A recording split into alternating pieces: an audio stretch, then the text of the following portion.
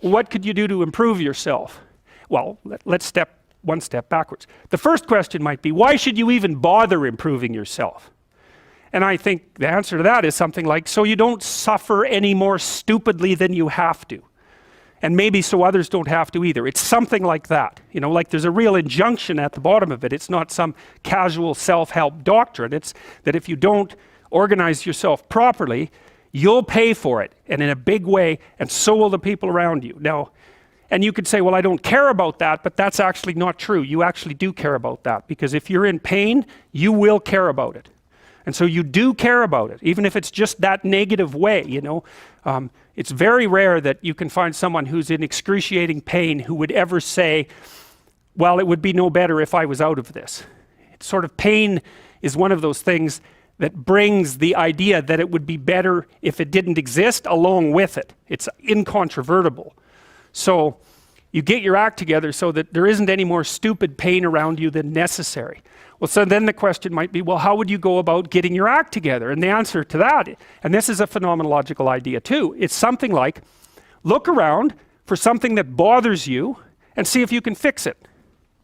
So now you think, well, let's say you go into you can do this in a room. It's quite fun to do it just when you're sitting in a room, like a room, maybe your bedroom. You can sit there and just sort of meditate on it and think, okay, if I wanted to spend 10 minutes making this room better, what would I have to do? And you have to ask yourself that, right? It's not a command, it's like a genuine question. And things will pop out in the room that you know, like there's a stack of papers over there that's kind of bugging you, and you know that maybe little order there would be a good thing, and you know, there's some rubbish behind your computer monitor that you haven't attended to for like 6 months, and the room would be slightly better if it was a little less dusty and the cables weren't all tangled up the same way. And like if you allow yourself just to consider the expanse in which you exist at that moment, there'll be all sorts of things that'll pop out in it that you could just fix. And you know, I might say, well, if you were coming to see me for psychotherapy, the easiest thing for us to do first would just be to get you to organize your room. You think, well, is that psychotherapy? And the answer is, well, it depends on how you conceive the limits of your being. And I would say, start where you can start. You know, if something announces itself to you, which is a strange way of thinking about it, as in need of repair, that you could repair, then hey, fix it. You fix 100 things like that, your life will be a lot different. Now, I often tell people too, fix the things you repeat every day, because people tend to think of those as trivial, right? You get up, you brush your teeth, you have your breakfast, you know, you have your routines that you go through every day. Well, those probably constitute 50% of your life. And people think, well, they're mundane, I don't need to pay attention to them. It's like, no, that's exactly wrong. The things you do every day, those are the most important things you do. Hands down. All you have to do is do the arithmetic.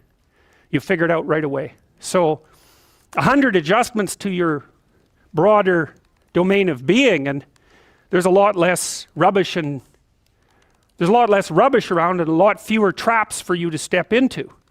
And so that's in keeping with Jung's idea about erasing once you've got your mind and your emotions together, and once you're acting that out, then you can extend what you're willing to consider yourself and start fixing up the things that are part of your broader extent. Now, sometimes you don't know how to do that. So you might say, imagine you're walking down Bloor Street and there's this guy who's like alcoholic and schizophrenic and has been on the streets for 10 years. He sort of stumbles towards you and, you know, incoherently mutters something. That's a problem. And it would be good if you could fix it, but you haven't got a clue about how to fix that. You just walk around that and go find something that you could fix, because if you muck about in that, not only is it unlikely that you'll help that person, it's very likely that you'll get hurt yourself. So, you know, just because while you're experiencing things announce themselves as in need of repair doesn't mean that it's you right then and there that should repair them. You have to have some humility. You know, you don't walk up to a helicopter that isn't working and just start tinkering away with it. You have to stay within your domain of competence. But most of the time, if people look at their lives, you know, it's a very interesting thing to do. I like the idea of the room, because you can do that at the drop of a hat. You know, you go back to where you live and sit down and think, okay, I'm going to make this place better for half an hour. What should I do? And you have to ask. And things will just pop up like mad. And it's partly because your mind is a very strange thing. As soon as you give it a name, a genuine aim, it'll reconfigure the world in keeping with that aim. That's actually how you see to begin with.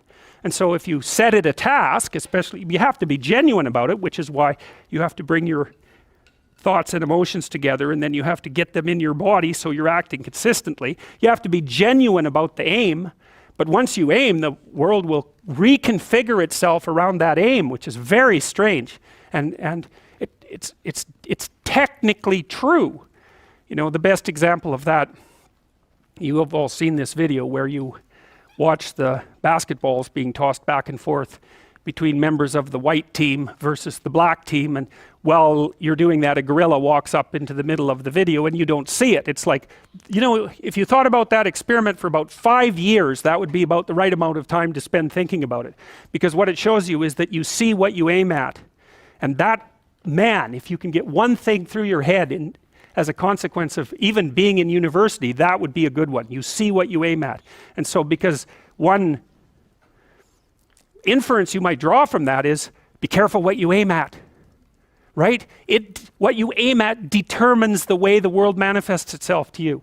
And so if the world is manifesting itself in a very negative way, one thing to ask is, are you aiming at the right thing? Now, you know, I'm not trying to reduce everybody's problems to an improper aim. People get cut off at the knees for all sorts of reasons. You know, they get sick, they have accidents. There's a random element to being, that's for sure. And so you don't want to take anything, even that particular phrase, too far. You want to bind it with the fact that random things do happen to people, but it's still a great thing to ask.